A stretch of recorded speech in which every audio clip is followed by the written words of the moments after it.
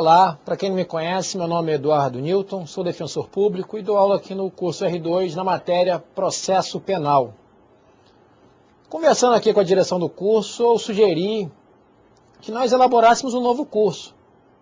E por incrível que pareça, a direção topou esse desafio. E que desafio é esse, gente? Quinzenalmente, eu vou analisar os informativos dos tribunais superiores, Supremo Tribunal Federal, Superior Tribunal de Justiça, na matéria processual penal e também na matéria penal. E por que eu me proponho a isso? Porque hoje, gente, quem quer passar em um concurso público tem que saber o que pensa os tribunais superiores. Excepcionalmente, nesse nosso primeiro encontro, eu vou fazer um intensivão. Eu vou pegar todos os informativos do mês de agosto e separar 4, 5 casos de cada informativo e comentar com vocês. Tá ok? Então eu peço assim, para os nossos próximos encontros que vocês tenham os informativos em mãos, que acho que vai ficar mais fácil esse nosso bate-papo. Correto? Então vamos começar aqui, o informativo 594 do Supremo Tribunal Federal. O que eu destaco nesse informativo com vocês, gente? O primeiro caso que eu destaquei, ele vem um caso do plenário, certo? Ele vai trabalhar com o seguinte: nota verbal e referência ao ofício do governo requerente. Claro que você vai dar uma lidinha nesse caso aí que vem do Uruguai, mas o que eu chamo a atenção de vocês? Primeira coisa, espécies de extradição. Tem que estar no sangue isso, gente. Extradição ativa e extradição passiva, sendo certo que o Supremo Tribunal Federal só irá apreciar os pedidos de extradição passiva, ou seja, o Estado brasileiro vem a ser provocado a entregar um nacional de outro país, um estrangeiro, correto? Ainda na espécie, no estudo das espécies, na tipologia das extradições, eu destacaria com vocês que a extradição pode ser instrutória, ou seja, aquele estrangeiro ele está respondendo a um processo no outro país, que requer a sua extradição, ou ela pode ser executória. Ele já foi condenado e o Estado requer a sua entrega para que lá ele venha a cumprir pena. Que eu destaco ainda também no tema extradição, gente. Proibições constitucionais à extradição. 2 casos importantíssimos, que estão lá no artigo 5º. Primeiro no 51. Caso que não pode ser esquecido jamais, gente. O brasileiro ele não pode ser extraditado. E aí você tem que trabalhar com 2 questões específicas. O brasileiro nato, ele nunca será extraditado. Nunca. O naturalizado, assim, o permissivo constitucional, desde que o crime seja comum, cometido antes da naturalização, ou seja, a figura criminosa envolvendo tráfico de drogas. Essa é a primeira proibição constitucional. A segunda proibição constitucional vem no inciso seguinte. E que diz esse inciso? Crime político e crime de opinião não permite a extradição. Só para dar uma floreada para a gente encerrar esse primeiro caso, eu lembro para vocês, eu destaco com vocês, o caso famoso do Cesare Battisti, onde ele alega que está sendo processado, foi condenado na justiça italiana por crime político, sendo que o Supremo Tribunal Federal repeliu este entendimento que, de acordo com o Supremo Tribunal Federal, seria perfeitamente possível a sua extradição. Tá? Então, com isso, a gente fecha esse primeiro caso sobre nota verbal e referência ao ofício do governo requerente. Segundo caso que eu gostaria de trabalhar com vocês, vamos aqui nessa outra câmera agora, que é o seguinte: é um caso bastante interessante, que no informativo 594, ele não foi encerrado esse caso, o ministro Dias Toffoli pediu vista, mas eu chamaria a atenção de vocês para a seguinte questão. Antes de mais nada, que caso é esse? Diz lá a epígrafe do caso: condenação e elementos coligidos em inquérito policial. Dá uma paradinha só para uma questão que eu já ia esquecendo. Você que está me vendo aí e que não está acompanhando, desconhece a existência dos informativos, vamos lá, www.stf.jus.br para pegar os informativos do Supremo Tribunal Federal e www.stj.jus.br para pegar do STJ. Tem lá consultas, publicações, se cadastra lá que você vai receber semanalmente os informativos. Então vamos voltar ao nosso caso. condenação e elementos coligidos em inquérito policial. Eu vou destacar aqui uma frase que diz muito sobre esse caso. Está lá escrito: o paciente absolvido pelo juízo monocrático tivera sua sentença reformada pela Corte Estadual, que o condenara a 27 anos de reclusão, com base em depoimentos colhidos no inquérito, muito embora houvesse sido refutados em juízo. Primeira coisa que eu chamo a atenção desse caso aqui, como ele pode ser explorado? Sistema acusatório, gente. E o que vem a ser o sistema acusatório? Gente, não basta, não basta. Quem pensa assim não entendeu ainda o que vem a ser o sistema acusatório. Não basta separar a função de acusar da de julgar. Muita gente fala isso. O artigo 129, inciso 1 da Constituição, consagrou o sistema acusatório. Errado, errado. O sistema acusatório é muito mais que isso. O sistema acusatório, gente, ele vai se fazer presente, sabe onde? E este caso vai permitir que a gente trabalhe bem isso. Na gestão da prova. Porque o sistema acusatório, ele faz o seguinte, gente. Ele faz com que o juiz seja inerte. Ele faz com que o juiz veja o trabalho das partes. Essa é a lógica do sistema acusatório, não a mera separação. Porque, veja só, se existir a separação e for permitido que o juiz seja um sujeito ativo na produção de provas, você vai me desculpar, mas só vai ter um reforço ali da acusação.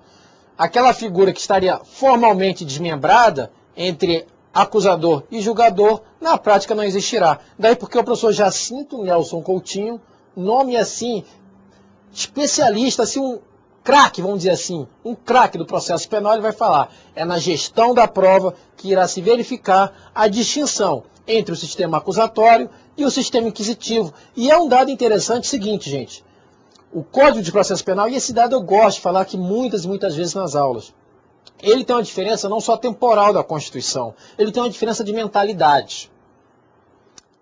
Uma mentalidade democrática, que advém no dia 5 de outubro de 88, quando o senhor Diretas promulga a Constituição. Ela se contrapõe a uma autoridade, a uma mentalidade autocrática, ditatorial, lá do Código de Processo Penal, concebido por Francisco Campos e por meio de uma canetada do Getúlio Vargas passou a existir. Mas vamos lá. Como eu estava dizendo para vocês, o que é o sistema acusatório? É isso. É você ter um juiz inerte e você ter partes que estão ali a todo momento querendo convencer o juiz. O juiz só aguardando, só zelando por aquilo que eu chamo das regras do jogo, só zelando pelo devido processo legal. Pois bem, o que acontece? Gente, a persecução penal, olha só, cuidado com o que eu vou falar agora aqui, que tem muita gente que fala assim, não, o sistema processual brasileiro é misto. Errado, gente. O sistema processual brasileiro, à luz dos ensinamentos do professor Jacinto Nelson Coutinho, na verdade ele é inquisitivo.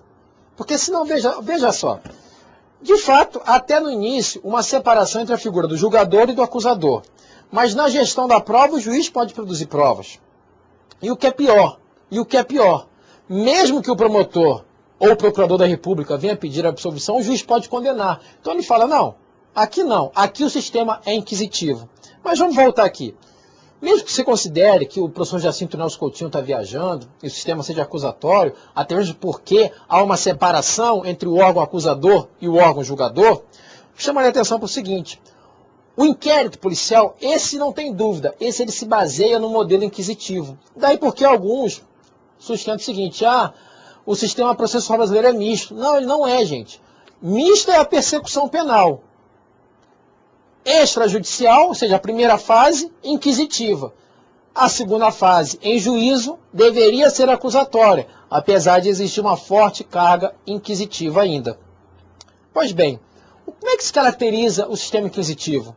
Não há contraditório, o réu ele é objeto do seu investigador, ele não é titular de direitos, não há por que falar em ampla defesa. É até interessante no sistema inquisitivo, e o professor Ori Lopes trabalha muito bem isso, com base na doutrina italiana, você começa a verificar o seguinte, a figura dos quadros mentais paranoicos. E o que seriam esses quadros mentais paranoicos? O inquisidor, ele forma a sua convicção, e ele sai que nem um louco, gente, procurando a prova que comprove a sua convicção inicialmente formada.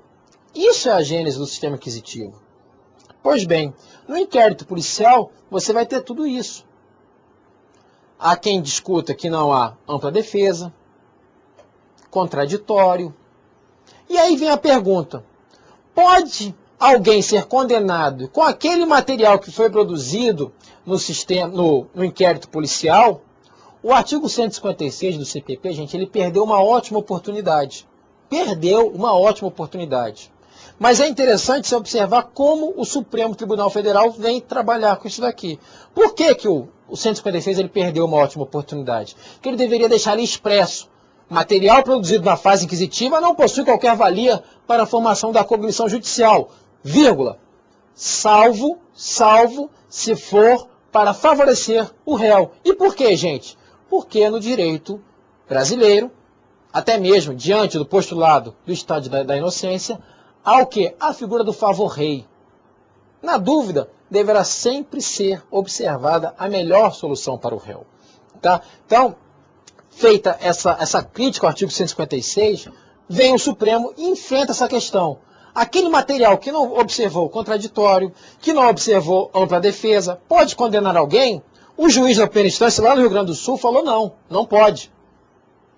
Veio o Ministério Público, apelou, e o tribunal falou assim, não, pode sim. E agora o Supremo Tribunal Federal tem que encarar isso agora.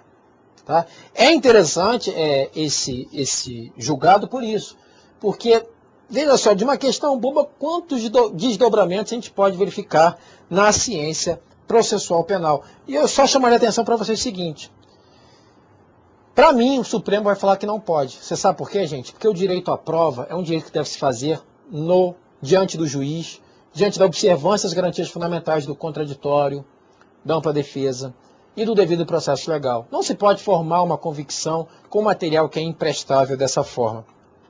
Só acrescentaria para vocês o seguinte, há uma forte resistência doutrinária quanto o acompanhamento dos autos do inquérito na ação penal. Isso é invariável. Hoje mesmo, lidei com alguns processos, estava lá, vem a denúncia, após a denúncia, a última página, vem a capa do inquérito e todo o material do inquérito. Daí porque o professor Auri Lopes, o professor Paulo Rangel, eles falam assim, não, tinha que eliminar estes autos. E quem sabe, gente, eliminando estes autos, problemas, situações como foi vivenciar, que está sendo debatida no Supremo Tribunal Federal, nesse HC 96356, não seria objeto de qualquer apreciação. Tá ok? Então, esse é o nosso segundo caso. Terceiro caso, é um caso interessante, que é o seguinte, ainda na primeira turma, prisão cautelar, fundamentação e cota ministerial. Gente, esse caso aqui, ele se baseia na seguinte questão, enfrentar um tema bastante caro ao direito processual penal à luz da Constituição. E que tema é esse? A possibilidade ou não da chamada fundamentação per relationem. O que consistiria essa fundamentação per relationem? A parte, geralmente a defesa, apresenta um pedido, em observância ao contraditório participativo, o magistrado, antes de decidir, abre vista ao Ministério Público, que opina pela denegação daquele pedido, uma liberdade provisória, um reconhecimento de uma prescrição, pedido que seja. E o juiz, quando vai concluso, decide da seguinte maneira, indefere o pedido, adotando como razões de decidir a manifestação do Ministério Público. Pois bem, gente, o que eu chamaria a atenção disso daí? O Supremo Tribunal Federal, ele possui um entendimento que a fundamentação per relationem, ela não viola o artigo 93, inciso 9 da Constituição. E o que diz esse artigo 93? Dever de fundamentar.